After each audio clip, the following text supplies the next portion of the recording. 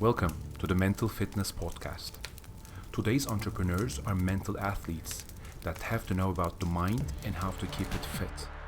Our goal is to increase our resilience against stress and anxiety, optimize our productivity, motivation, and optimism by learning about the human mind through psychology, neuroscience, and human behavior.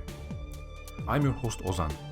I'm a founder who has experienced the challenges of launching and growing a business and a keen student of human behavior over the last 15 years. I'll share with you what I know and learn. Hundreds of impactful, behavior-changing ideas are waiting to be discovered by us. Let's begin now.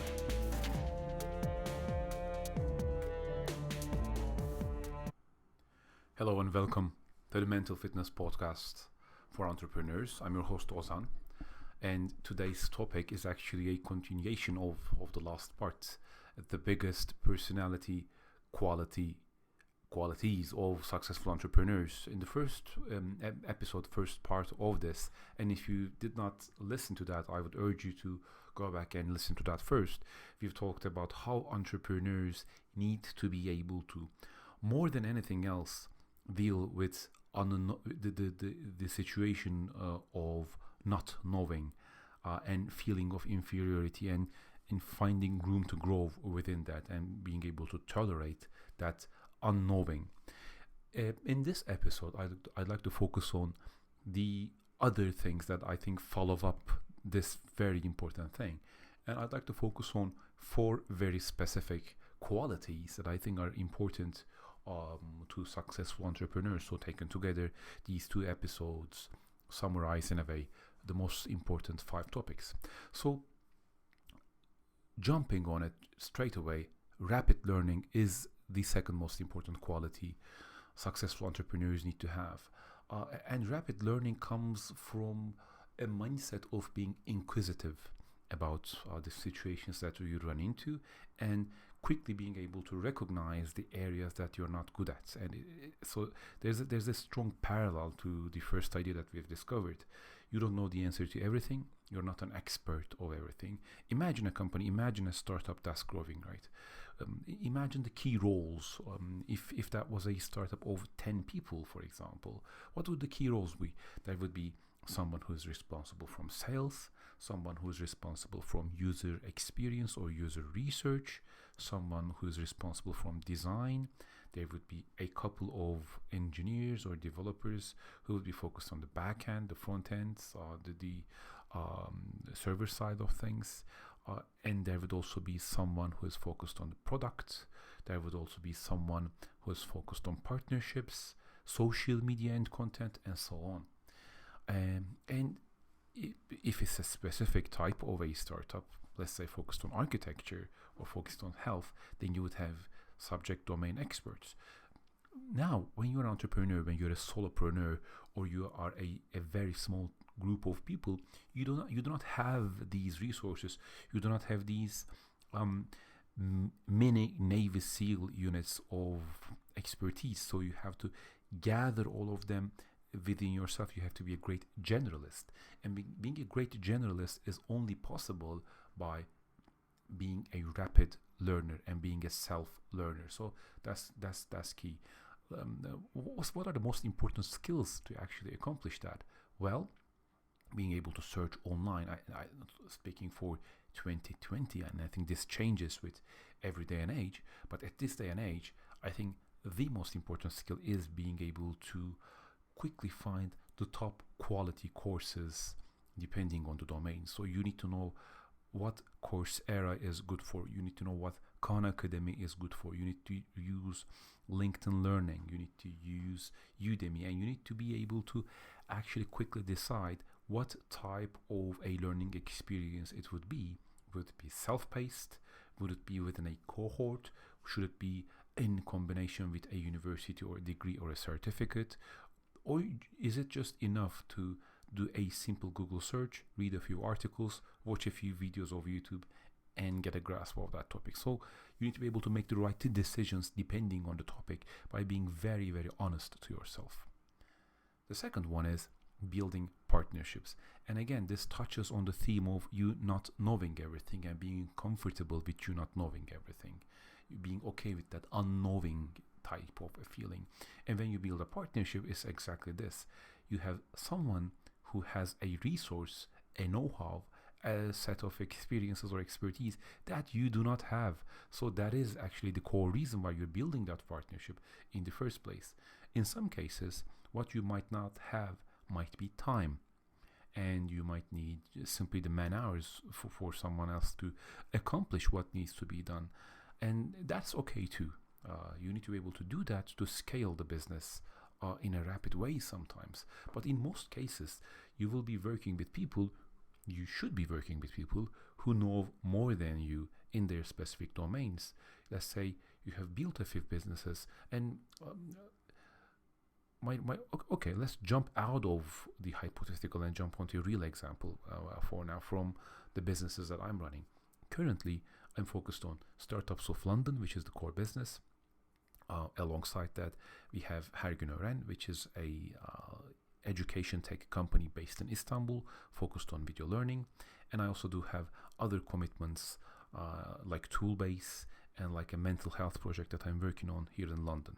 So all of these projects, in combination with the websites each have, means I have been able to create good content for these platforms, but not at the level I would if I was an SEO expert.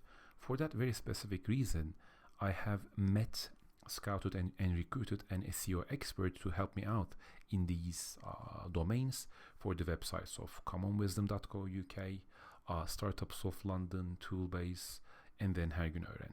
So this is, I think, a good example of meeting with people who know better than yourself, and that's the core reason for building partnerships. And building the right type of partnerships actually comes down to a very simple thing. It's about brokering the right type of deals, and you can only broker the right type of deals by matching what the other person or company or the organization needs and wants with what you need and want. The best thing about building a business and becoming an entrepreneur is that the pie is never fixed. You can always create value and grow the pie. So in a scenario where you would have 100% of the pie, you bring in a partner, you get 50%, but the pie is 3 times bigger, so your earning has increased. And if you can sell that message, if you can sell that vision, which is a selling skill and which goes back to how passionate you are as an entrepreneur, how much you know your stuff, then you can actually build those right type of partnerships by being very flexible in how you position those win-wins. For example, in a certain situation, the other person might need work experience rather than cash. In another situation, that person might need some expertise and the benefit of getting into contact and building a network of the people that you already have within your business. So you can leverage if you can leverage these, you can build better partnerships. The third one is, it's actually quite funny, but I think is one of the most important things again, is enjoying the struggle of being an entrepreneur. Yes, it is difficult. Let's be honest, it is difficult. Out of the 10 people who aspire to be entrepreneurs, 80 to 90% of them give up within the realm of 1 to 2 years. And those left behind are those that really want it. But that wanting, that desire to become an entrepreneur, I think is sometimes misunderstood. It's not the type of situation where you would motivate yourself for a future reward and feel like your days are torture. That doesn't work. Even if you are one of those kids who would come first in the marshmallow experiments, you would still have a very difficult time if your day is like hell and you're just motivating yourself with an end result, a potential paradise that you believe is going to come. And the reason that doesn't work really good is you're never sure. You don't know that you'll and you instinctively know that paradise might not come, or if it will eventually come, it might not come as soon as you like. So because of that, because of this reality, and because of your awareness of this reality, it is very difficult, in my opinion, next to impossible, to motivate yourself to work well, if you're not enjoying what you do throughout the day, if it feels like a torture to you. That's the exact reason why entrepreneurs actually enjoy the struggle. They enjoy solving problems. They enjoy puzzles. Although they're not uh, ecstatic about the fact that they have a situation that they need to solve, in general, they prefer a life where they solve those type of problems to a employment relationship. So they would rather crash and burn by their own mistakes rather than lead an average or sub-average life based on others' assumptions of how good they are. So that's what I mean by enjoying the struggle, and this is very much in line with my personal experience as well. As an entrepreneur, I would rather have a more difficult life in which some of the things that I do go unrewarded. Sometimes I fail, sometimes I learn from my mistakes, sometimes I cannot even do that, and I keep grinding on. But at the end of the day, I know for a fact that 100% of the situation I'm in is a result of my decisions and of my own actions. And this makes me incredibly happy. It makes me feel grateful to be alive. It makes me feel like it is the best thing in the world, because I see it as an adventure. I'm climbing up a hill, and sometimes I stumble, but it's my feet, it's my hands, it's my body, it's my muscles. So I love that feeling of being against a challenge, being against the elements, the nature, and seeing your limits, seeing what you're made of, measuring yourself, enjoying the struggle. It's not very different than from the psychology of an athlete when they hit a wall running in a half marathon, for example. And the final one is, so just a quick recap. The first one we talked about was rapid learning. The second one was about building partnerships. The third one was about enjoying the struggle. And the fourth and the final one is balancing the focus over long and short term. Let me elaborate. As an entrepreneur, one of the most difficult things is making a decision and then sticking to that decision while still knowing the fact that that decision might not be the right decision. So this is a quite contrast to how things work in a traditional employment. You have a boss. Your boss asks you to do something. The decision is made. Now you just have to execute that. You might have your own ideas whether that it is the right action, right decision or not.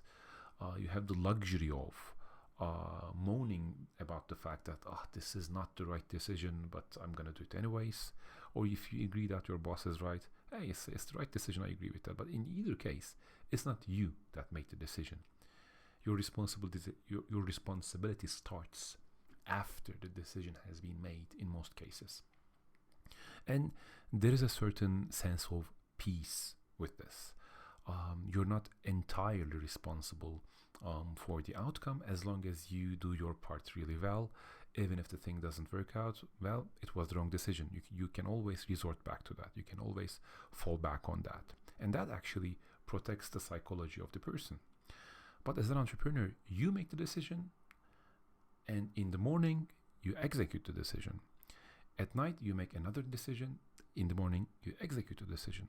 And within this loop, while you're executing the decision, a part of you always knows that it is you that who has made the decision, and because you know yourself very well, and sometimes this goes with the type of an imposter syndrome feeling. I don't know. You're not entirely sure whether that was the right decision. So this can be, it's like the snake eating its own tail. Can be a quite difficult thing. And one of the most difficult situations where this dynamic is especially flexed and pushed to its extreme is balancing the focus and balancing the focus over the long and short term. Because as an entrepreneur, you have to do two things at the same time. First, you have to have a vision, a long-term vision, and I think this is actually the most significant things that differentiates between a freelancer that just does a job as it comes from a certain pipeline with no future vision versus an entrepreneur who has an ambitious goal. So you should have an ambitious goal. You should not leave it up to chance where your life is headed. Even if you're wrong, it is better to have a direction and fail at going to that direction as opposed to not having a direction at all, because in the latter case, you cannot learn from your mistakes. So you're in the same place all over again. Coming back to the topic, so you have a vision, you have a long-term desire to do something, to want something, and you know it's going to take time and effort to get there. And during that time period, you also have to balance what you need to do in the very, very short term. What do I have to do this week? What do I have to do today? What do I have to do get done within this month? And you always have to balance these two, because sometimes those actions that actually bring in revenue, bring in profit, bring in the right type of relationships that are really good in the short term, possibly really great in the midterm, perhaps 3 to 6 months, might not be the things that will push your business forward or bring you closer to your vision and decisions, let's say over 2, 3, or 5 years. So it's always a battle between these two. It's always a battle between what do I do in the short term for the benefit of the business and myself in the short term and in the long term. So to sum up, the biggest personality qualities of successful entrepreneurs are: first, being able to deal with the fact that you do not know a lot of things. Second, rapid learning. Third, building the right type of partnerships. Fourth, enjoying the struggle. And fifth, balancing the focus over long and short term. As always, I hope this was useful to you. If you'd like to reach out to me, try sending an email and see if I respond. I think I will.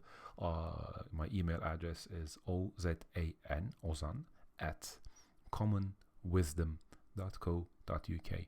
Hope this is useful to you, and I'll talk to you in the next one. Have a good day. Bye-bye.